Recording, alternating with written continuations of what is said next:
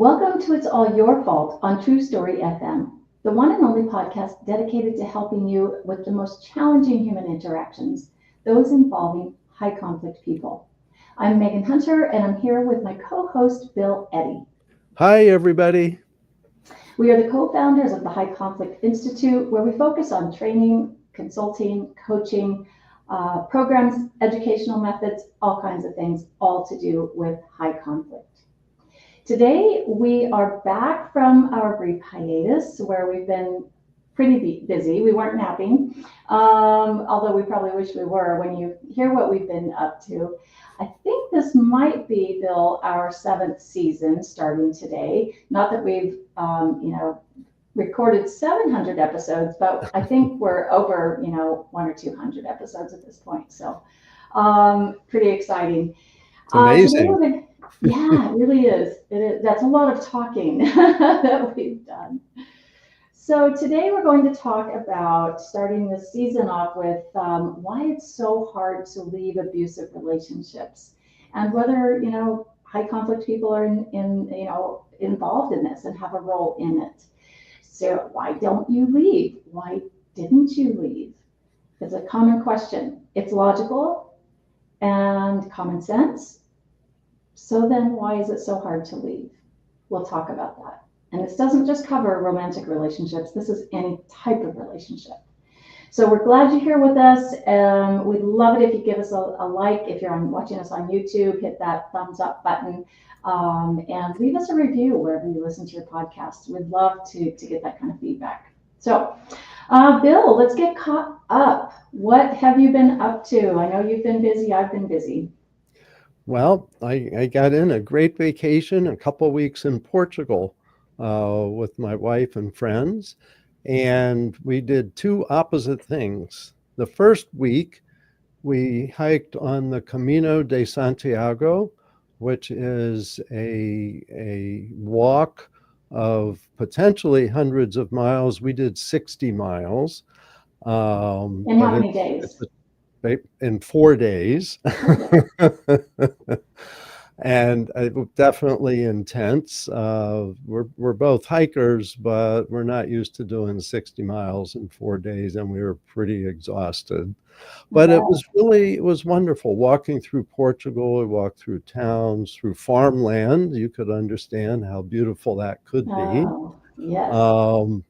And the idea was it was a traditional Catholic journey to be kind of a spiritual journey, reflect, think, all of that. I didn't do it for religious reasons, but it was a good time to reflect because you're just walking and there's miles ahead of you.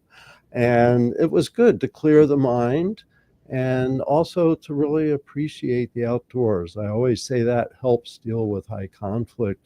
Getting outdoors, hearing the birds singing, just feeling your feet on the ground, making progress, all of that. But that was the first week. The second week, we did the opposite. We went on a Viking cruise where there's lots of food, lots of drink, hanging out with friends, seeing beautiful views go by, vineyards, little towns, churches on the hillside, just all of this stuff. So Portugal's a beautiful country, and it was a great, totally different experience. So it was a good time, refreshing, and now back to helping solve problems. And I missed that a little bit. I didn't have my laptop with me, so I was forced to relax. And I did, but I did get thoughts about problem solving. So it's good to be back with problem solving as well, and good to be back with you discussing these things and finding solutions for people. So what did you do? Yeah, I know you were working while I was on vacation. I'll take a vacation eventually, but yeah, while you were on the European continent, I flew over to Australia and got to see so many, good friends that I've made over the years. I think this was maybe my 19th trip to Australia. And so I got to do some great work out in Tamworth, New South Wales with JobLink Plus. saw two kangaroos on the road on the way. So, like we don't see that in the States. It's pretty exciting. And then we flew up to Darwin in the Northern Territory and did some training for the Northern Territory Principals Association. And, look, they have some studies about the burnout and the state of well-being for school principals and I guess school staff in general. Lots of conflict, lots of, just a changing world right now, and it's really hard on people. So I hope we're of some help up there in Darwin. And then flew down to Alice Springs, and where we also trained for the same group, but for that location. And then on down to Melbourne, where we spoke for a new client, the Melbourne Archdiocese Catholic Schools, a big group, and they were so fun. Every group is wonderful, I have to say that. Some are just higher energy, and that was just a very high energy group. It was nice. And then over to the Australia Financial Complaints Authority, which is it's been so good to work with them over the years, and got to meet some new people. But here's the craziest thing of the trip. We were in Alice Springs, which, if you're not familiar with Australia, is right in the middle of the country, and there's not much around it for a long, long ways, right? So we did our training, and I thought, well, I'd like to stop by the Family Law Pathways Network office, because I've done a lot of training, and you too, Bill, for them nationally in the past, but specifically in Alice Springs too. And just thought I'd pop in, and so I was introducing myself to the person at the front desk, and turns out she'd lived in Scottsdale, Arizona, where I live, which was the first funny thing. The second funny thing is I'm trying to explain why I popped in. A couple of gals came out of the office, and I'm sure they're listening to this podcast right now. Bill, and one of them, right as I was saying, well, I'm from the High Conflict Institute, she goes, "Oh, I recognized your voice. I listened to the podcast." That was really fun, and you just see how much reach a podcast can have. And so we're grateful for all of you, and big shout out to all the Family Law Pathways Network people and everyone else over there. So I added up, Bill, the number of miles I flew in 61 days, which was all of April and May. And so I traveled 38 days, and I flew 36,000 miles. So my 60 don't sound as impressive now. You had to walk yours. I got to sit the whole way, so I think yours was way more impressive. But it was a great time, and I'm home now for a bit, and it's good to be home. Excellent. So, yeah. In the meantime, we released something new called New Ways for Couples and Families, and this is specifically meant to help couples who are struggling in their relationship, and maybe some other things. So Bill, why don't you tell us a little bit more about that, since you created it, and who it's for and how it can help?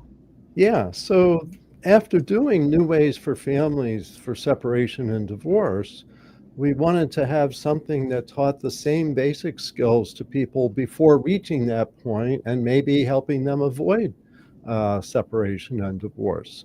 So we took the four big skills: flexible thinking, managed emotions, moderate behavior, and checking yourself, and took a lot of examples for intact families. And a lot of it is for couples, but also for parenting.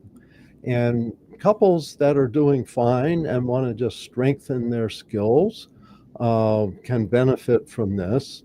Couples who are shaky and unsure, will this marriage work, can take this, and it will give some skills that may help make a difference.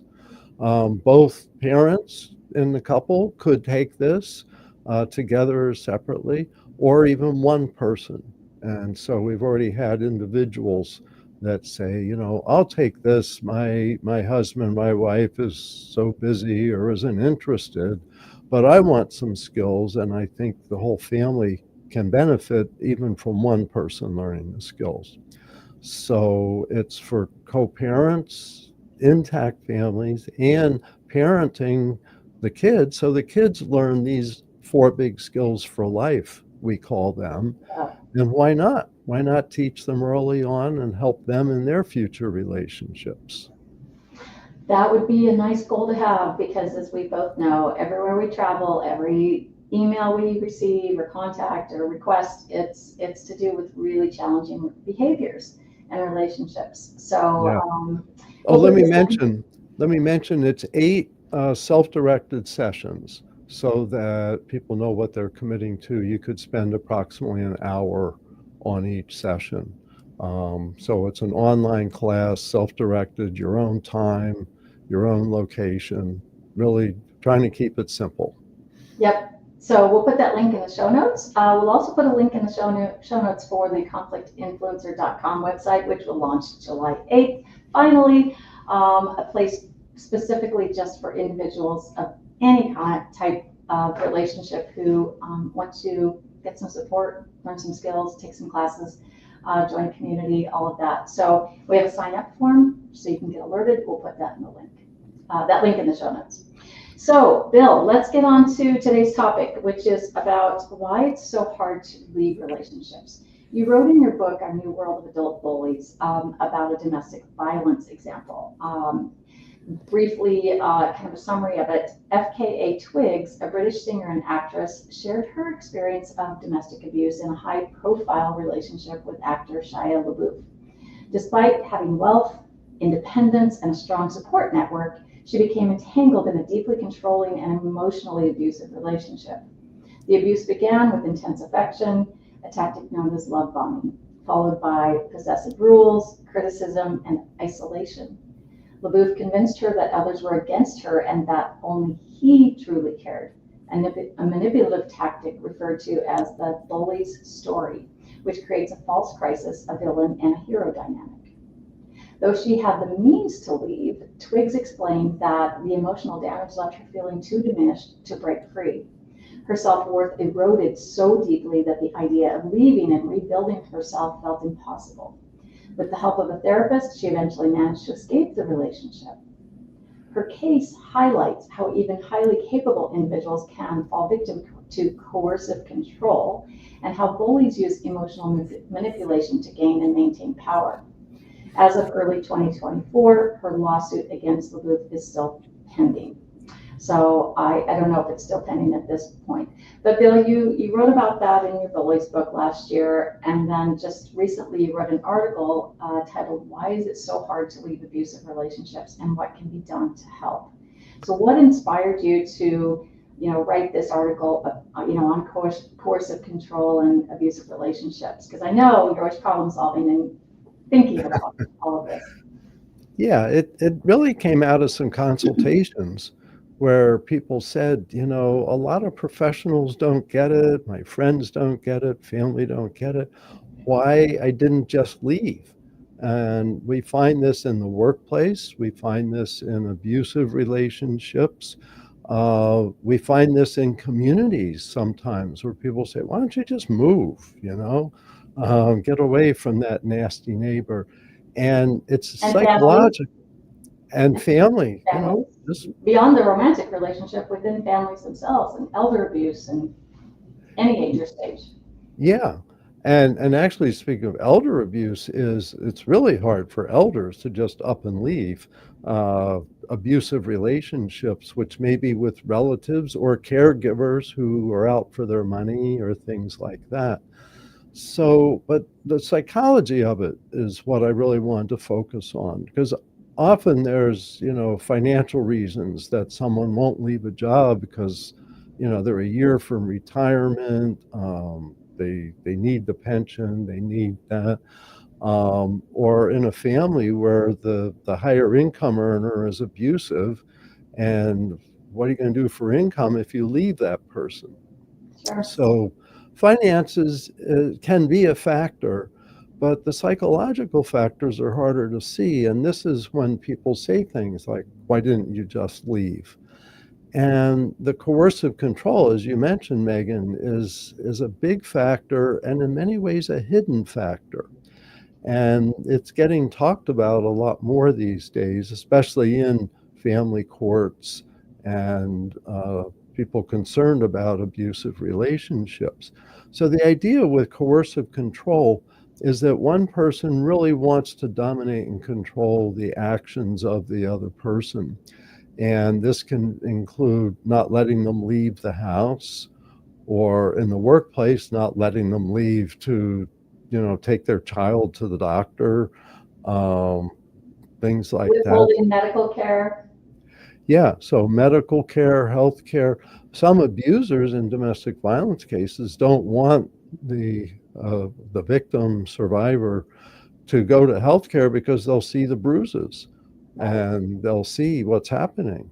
So but it grows, and that's the thing that makes it harder and harder and harder rather than easier to leave an abusive relationship. From the outside, it looks obvious why someone's Right. beating up on you, holding on the money, not letting you go to the doctor, not letting you see family and friends, um, all of this kind of behavior. And it's like, well, yeah, who would want to live that way?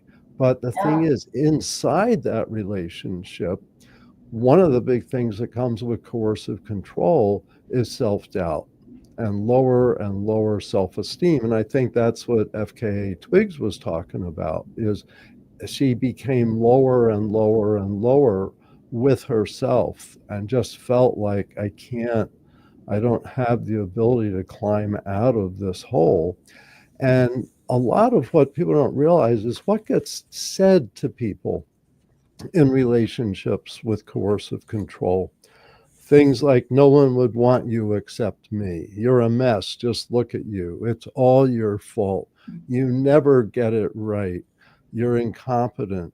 And if you're a parent, they might say, you're a terrible parent. Even the children don't like you. May not be true, but saying that suggests to the children they should be saying that too. And if the dominant personality in the family is saying all these negative things about the other parent, it's common that the children start saying it too, because children always go where the power is just for their own survival. So Mm. you hear these kinds of things. You're a lousy parent. You're disgusting. Your morals are weak. You have a weight problem. When you have a constant barrage of that, it's hard to not absorb some of that and go, well, I can't really leave. I'm a terrible person. So I think that's part of it. But then friends and family, that's one of the things that I also looked at. Friends and family say things, oh, he's such a great guy, just, you know, get over it. Um, and or community people say, this person's such a upstanding citizen. How could you complain about him? You think of someone like O.J. Simpson, who had this wonderful public image, but Nicole Brown Simpson called the police several times because he was beating her up. And, a lot of those calls were recorded. All that stuff came out after he murdered her. But it was hard for people to believe that such a, outstanding person. And the reality is, it's two separate things. You can be an outstanding community person and in private. This is private behavior. And that's why it's so hard to leave, too, because no one else can see it. So you have community saying that. Then you have cultural values. You have people saying, you're supposed to try, you're supposed to stick it out, you're supposed to, that's what marriage is about. Just keep at it, and time and love will heal all wounds, is the old Suck it theory. up. Right. And the Right? songs, there's all these, I will follow you wherever you may go, those kinds of things. Remind me not to sing on the show. Uh, It was fun. but but there's so many cultural messages that say you should stay put, and you don't want a job history look like you're jumping job to job. So even if it's a bad thing, you feel like you can't really leave. Um, so So it's I wanted to kind of, psychological power. But go ahead. Yeah. yeah, I kind of wanted to go back to, being the messaging you were talking about, you're worse than dog vomit. It can get really bad. Yeah. The things you were saying, they're awful, but it can get even worse. Then we jump into maybe the next level of control, which is allowing you what or dictating where you can go and can't go, who you can talk to and who you can't talk to. Would you say that's a next level or just a part of it? I think it's part of it. It grows. And what's interesting, one thing I got into was the principle of reciprocity, which is that relationships kind of reinforce each other. And Hmm. one of the combinations is dominant and submissive. And this may be not very significant difference, but it may grow and grow and grow. And so you think of a, singer like FKA Twigs, not a submissive person, but she was in a submissive role in that relationship and became Sure. more and more submissive, which reinforced he became more and more domineering to the point he said, you can't even in a restaurant, you can't look in the eye of male waiters. And I hadn't heard of that before, but that's an extension of coercive control. So I think in many ways, it gets worse for both of them. And the person in the domineering position just gets comfortable with power and yet isn't happy. So they figure I need more power, then I'll be happy. Only that's the Hmm. opposite of what would really make them happy. Equal relationships are the happiest relationships. Right. They just don't know how to get there and they don't know another way. And I suppose it really does feed them when they get, when the person becomes more submissive, because you may have a very, at least somewhat healthy person, emotionally healthy person who gets into a relationship like this. With anyone else, they would not be in the submissive role, but they end up being in the submissive role with this person. And Right. I think it's hard for people who've never been in an abusive relationship or been exposed to it much for long periods of time, what it does to the brain, right? To the victim's brain. It's because it is strange. Why don't you just leave? This is ridiculous. No one would allow themselves to be treated this way. Well, I would, because not me personally, but thinking in that role, if I've been, subjected to this control, I don't want to look bad. There could be a piece of shame attached to this, like I Right. got myself into this, and my family will look poorly upon me, or my friends, or maybe the world if you're in a celebrity role. I mean, I think about the Diddy trials going on right now, and the women in his life, are testifying. Former women in his life are testifying against him, and there's video of him Right. dragging Cassie through the hotel hallway out of an elevator. I thought it was interesting though, the mother of his children, that he was in that relationship before the relationship with Cassie, who's the main person who's testified him against him in the trial. The mother of his kids was treated differently, or so what I've read, that he treated her with more respect, whereas subsequent relationships they were extraordinarily controlling and abusive.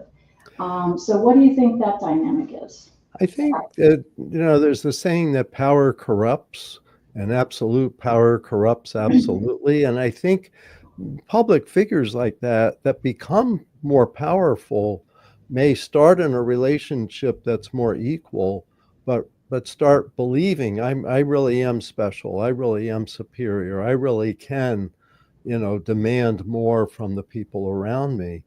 And I've heard other stories like that where there's a person with an ordinary relationship. This may not be a good comparison, but an example is Ted Bundy, who was a serial killer of women, had a co-worker on the helpline in Seattle who he stayed friends with. And they just had kind of a friends relationship. She had no clue he was out murdering people. And so it's possible. You hear about some of these other people that have they're a serial killer, but they have a stable marriage and they're active in their church and they look good in the community. So that's one thing is the hidden aspect of this. The Yeah, power of secrecy is important. I know, like in drug and alcohol treatment, we talk about that you're only as sick as your secrets, and that secrets often eat away at relationships and individuals. So secrecy is a big part of how abuse can progress, and the importance for people to know there's way out. There are ways out. Oh, and one thing I wanted to mention is for men, that some men are abused. I think maybe 10 to 15% of domestic violence is against the male partner. There's also abuse in gay relationships between women, between men, but men who are abused, particularly ashamed, right, and often don't come out. People say, well, that hardly ever happens. Well, you hardly ever hear about it. But I right. know, as when I was active as a family lawyer, I had a couple men who were just kind of terrified of their spouses and soon to be ex-spouses, in the exact same dynamics as the women I had who were victim survivors of domestic violence. So the shame and that it's for men as well And is, it may not be yeah. physical violence, it may be, but it could be other types of abuse, right? And control. Like I have the power to put you in jail. I have the power to cause you to lose your job. There can be those kind of threats in this coercive control in any type of abusive relationship. But I think we hear this a lot when it comes to the dynamic between women abusers and the men they abuse. So they're Yeah, walking well, on eggshells. well, it's interesting. One of the cases I had was the woman totally controlled the finances, and the man was not allowed to know their financial condition. And he said, "I'm sure she's funneling money aside, and he's working and putting money into the family, but she's keeping all that secret." And that was one of the big issues: is how can he find out where the money went during the marriage, because he had no clue. I said, well, make photocopies of account statements. And he says, there's accounts that I don't know anything about. And I know that's true, but I don't know where to find them. Um, and he was, just fearful of her. Just she could yell him down out of looking for things. One thing I want to add with that reinforces what you're saying is, even when there is physical abuse, it may not be very often. That maybe once a year, every other year, something happens and there's a violent incident, but the rest of it, that could happen. So that's how they keep you under control. Mm. So I think what's really, kind of the common thread here is people either the victim is either vulnerable to begin with, or they become vulnerable over time. And the once you get in that situation as a vulnerable person, let's say, someone elderly, someone with a disability, someone who has to rely on others for maybe daily care of some sort, some kind of help. I think they're probably the easiest targets for abuse if they're, if they have someone around them that is in that abusive role. It makes it so much easier because they're so dependent on the abuser for all of their needs. And I wish that all people who work in, child protective services, in adult protective services, any kind of protective services, really had an understanding, and I'm sure many do, but of what's going on behind the scenes. And I guess that leads us into, before we talk about kind of what to do about this, in the article you mentioned the cluster B personality disorders, and we talk often always on this podcast about the 5 types of high conflict personalities. So if they had this information, perhaps it would be, they could investigate a little bit more deeply instead of just listening to that abuser, listening to that bully who's putting out a charm offensive, Right. right? Everything's fine. No, it's great. Then you have the vulnerable person who's agreeing, yeah, no problem here, because they're so dependent on this abuser for everything. So it's a strange dynamic. So what do you think about that? And then maybe what to do about that if you're in that role of someone who needs to report an abusive situation to a protective services. Yeah. Well, let me first talk about the personalities. People say, well, who would do this? Who would be like this? And it really does seem to be people with traits of cluster B personality disorders. And cluster B is the one that's really associated with domineeringness, vindictiveness, intrusiveness, according to research. Cluster B, the four personality disorders in cluster B are narcissistic, antisocial, borderline, and histrionic. And you can find more about those with some of our previous shows. But the theme here is that they do tend to dominate and look to dominate the other person in relationships, and that it's part of who they are. And personalities develop from genetic tendencies at birth, early childhood, the first 5, 6 years of life, and abuse, trauma, abandonment, all of that can spin someone off into becoming someone that feels like they have to control another person just to feel okay. And also the cultural environment.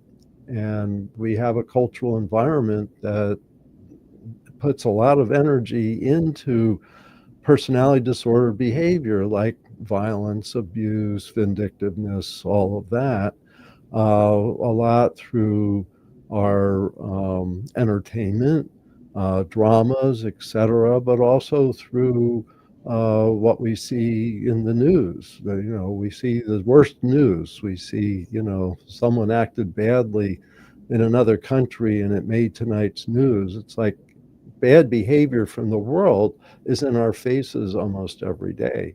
And so, to some extent, that also gives people permission to act these negative ways or gets them thinking, so that's how you get ahead in today's world.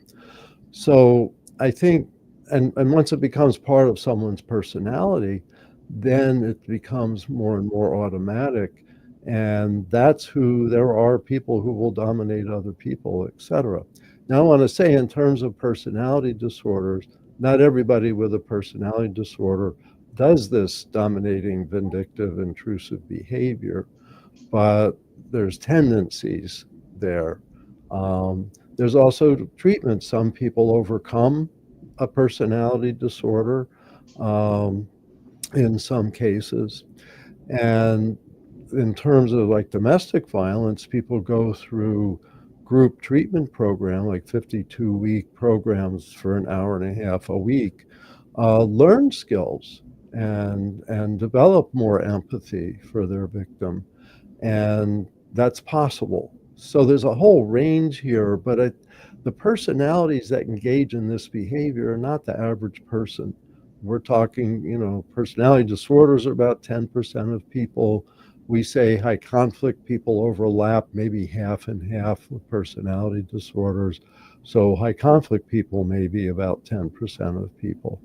But the people that are dealing with them are mostly doing it in private and feel isolated, and it's hard to get out. So that's personalities. Now you were getting into the other question. I'm already forgetting what it was. Oh, what to That's do? all right. Yeah, but before we get to that, I was just thinking about the amygdala and why people stay. So if you're in a fear mode, you're with an abusive person, and there's probably loud voices, there's probably angry voices, angry facial expressions, angry or domineering body language, body posture. So I'm wondering if the victim then is, the amygdala is registering that and just kind of living in that fear mode a lot of the time unconsciously. What do you think? Yeah, I think so. And you get used to subtle facial expressions that tell you I should be afraid because your amygdala kind of keeps a record of dangerous situations so that you avoid them. I did not know Um, that. That's fascinating. it's kind of like it has those associations. So let's say you meet somebody new and Fred somebody, but they remind you of Uncle Joe, and Uncle Joe was abusive, you might really react to Fred, who had nothing to do with that and is a nice guy. But your amygdala says, hey, watch out. This is familiar. Interesting. So the amygdala will do whatever to protect you and make you, scared of similar situations. Hmm. Um, but some people apparently have a larger right amygdala, which is right brain, some more nonverbal cues brain.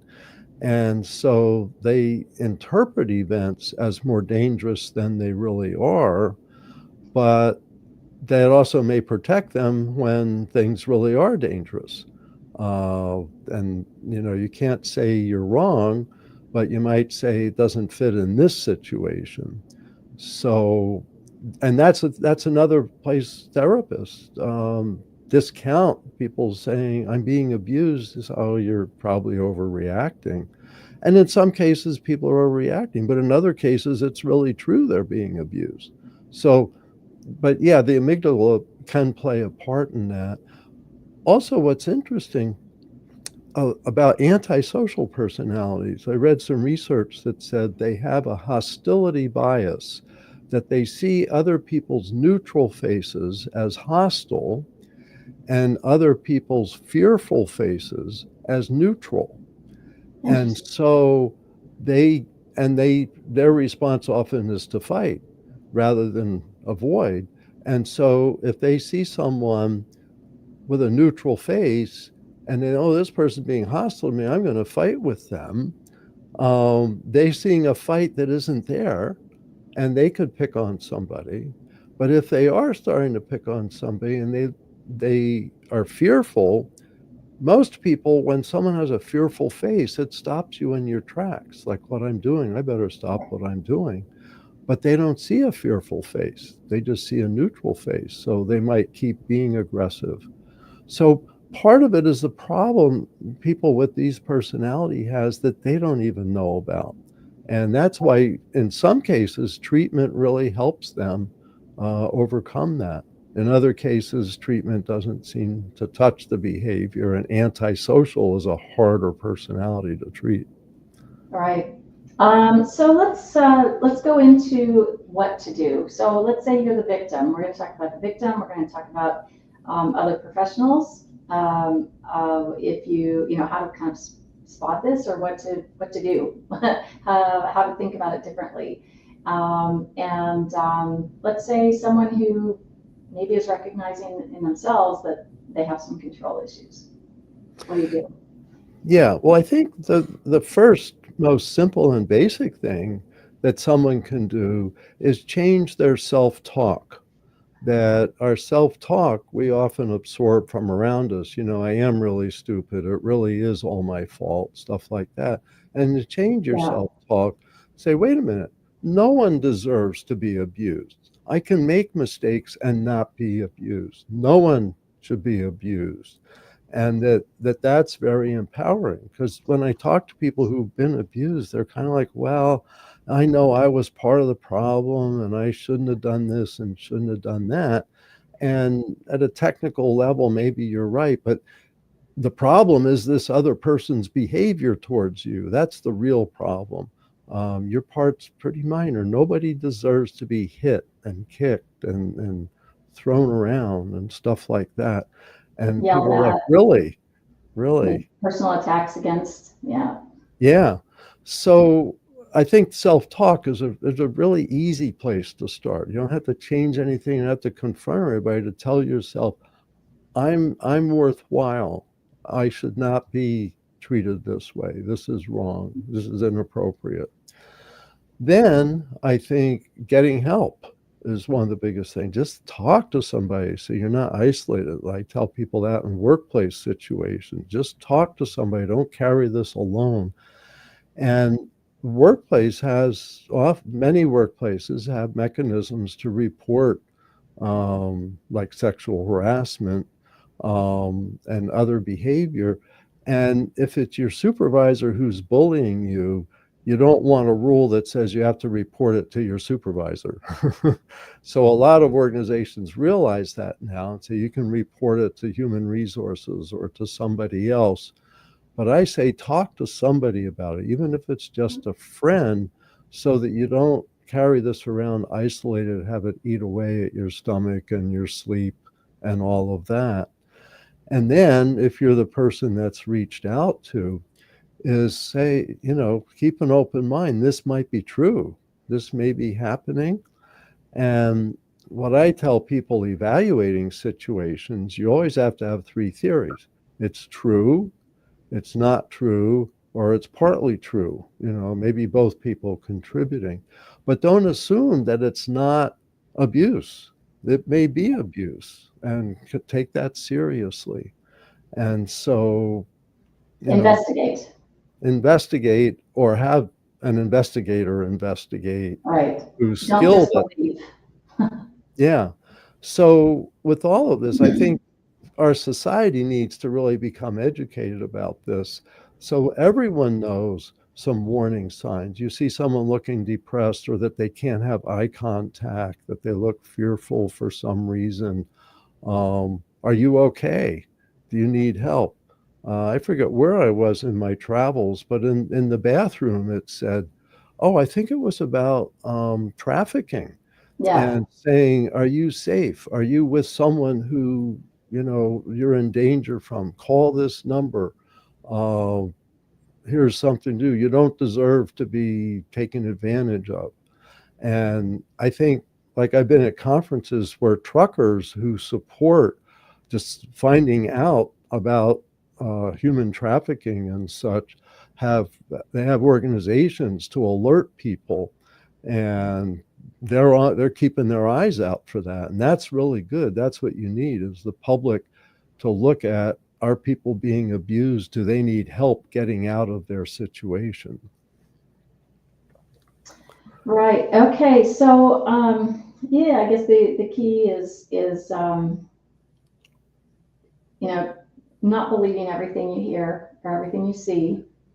Ask questions. If someone's isolating or long friendships are kind of, you don't know why they've disappeared, maybe inquire. Just take that extra step. If there's a little bit of a question mark, maybe explore a little bit further.